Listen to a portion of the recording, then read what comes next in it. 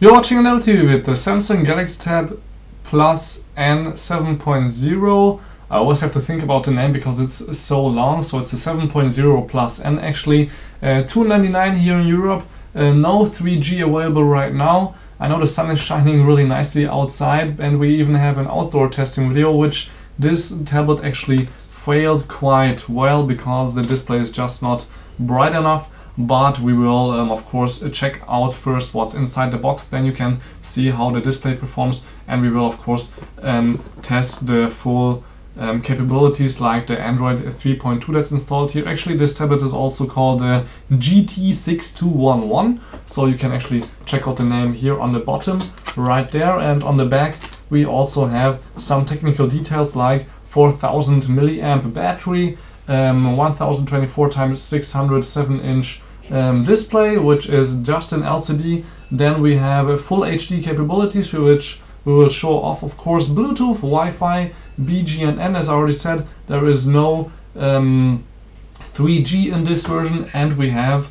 a dual-core processor with 1.2 GHz. So let's take off the top. We have the tablet right here, actually on the top, which we will check out in just a minute. First, we want to see what we have inside the box. As you can see here on the top, we have some menus, which are, as always, not that interesting, but we have a nice adapter for charging, which is, of course, USB 2.0 or 3.0, or as you wish, doesn't matter. European connector, which I'm plugging in right here, and we have a 2 amp output at 5 volts. And 100 to 240 volts, so we can use this actually worldwide if you have a different adapter maybe. So that's pretty nice. Let's put it there. We have a not standard USB cable inside the box, but we already know that from this other Samsung Galaxy Tab, so it's kind of like the Apple one, but of course this isn't compatible with an Apple device. As you can see here, I have an iPad and I want to plug it in. It goes in halfway, but not anymore. We will of course compare the Samsung Galaxy Tab with some other devices like an Arcos and a Huawei, not Huawei, the HTC Flyer, which are about the same price range right now.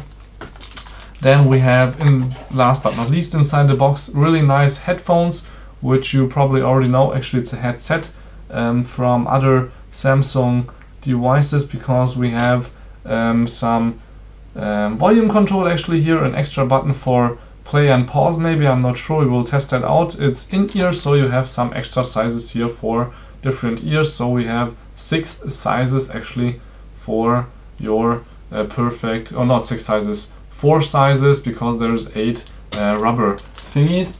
So let's see what the tablet itself can do.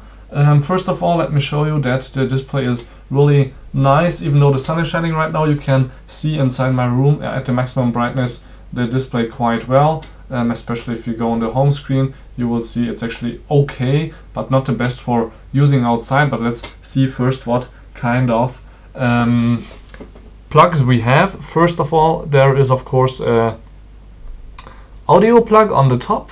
Then on this side there's the micro SD card reader, which has already a 16 GB micro SD inside by me.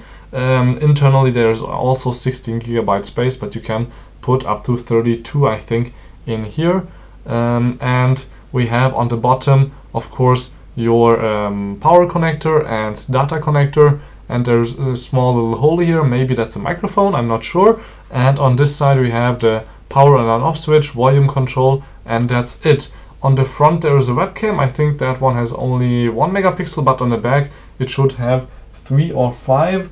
I'm not sure, but we will of course do some videos and pictures and show you the results. From the front it looks really nice, especially because the speakers are on the right and on the left, so it's perfect for multimedia watching. There is the webcam actually that I'm recording with in 720p, and if we turn the device on again, I can show you some demonstration of the webcam, for example. And the Android 3.2 is actually really fast. I can actually demonstrate it to you right here. We can scroll pretty nicely. Of course there's this Samsung UI on here, but let's see the camera. So first of all, this should be the front camera, exactly, so that's actually quite fine. It's really sharp, and it picks up the picture quite nicely and fast, but actually the back is even better. If we switch to the back camera, as you can see, that's really one of the best tablet cameras I've ever seen.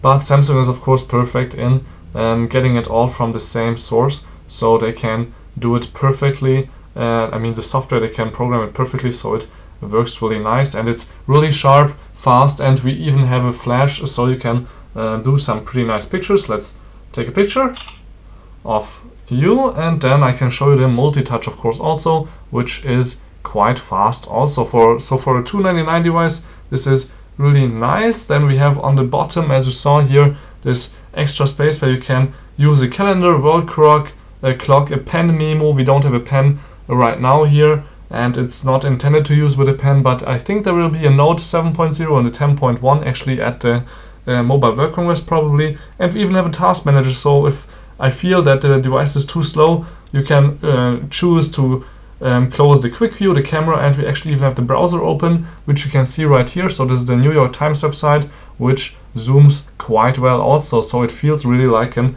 iPad. And if you're already on the iPad Note, let's see how it compares in thickness.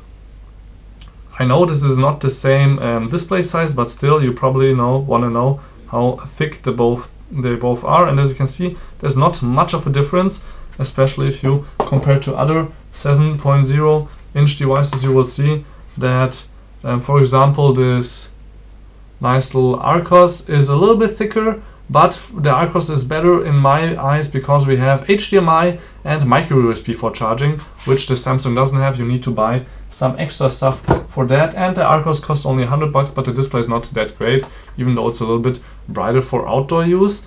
That's better. And as you can see here, we have the HTC Flyer. I know it's a little bit not perfect right now, but you can see clearly the thickness is actually a problem right here. But of course, and it's a lot heavier because we have a metal bag.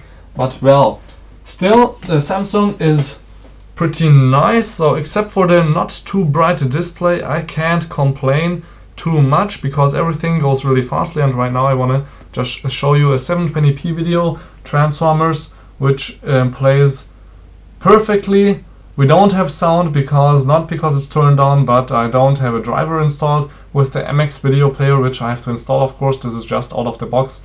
It should be better, but this is only a short video clip of it, and you can see the display is actually also fine from the sides, even though it's only an LCD and not an OLED display. I am not sure why it was so slow right now, or it just was the scene, I'm not sure. So as you can see here, that's fine, 720p, and if I play 1080p, which is actually also kind of dark, it plays perfectly also, but still no sound due to the NKV, and I think it's 5.1.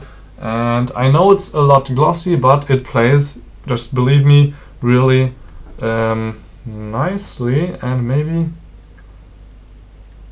yeah, you can even hit the all share button and then send it directly to your Samsung TV, of course, if you would have one. And there's of course Wi-Fi installed, as I already said. You saw it on the New York Times website. And well, thank you very much for watching Untitled TV. My name is Balazs. I hope you enjoyed our unboxing, comparison, and first test of this Samsung Galaxy Tab 7.0 Plus N.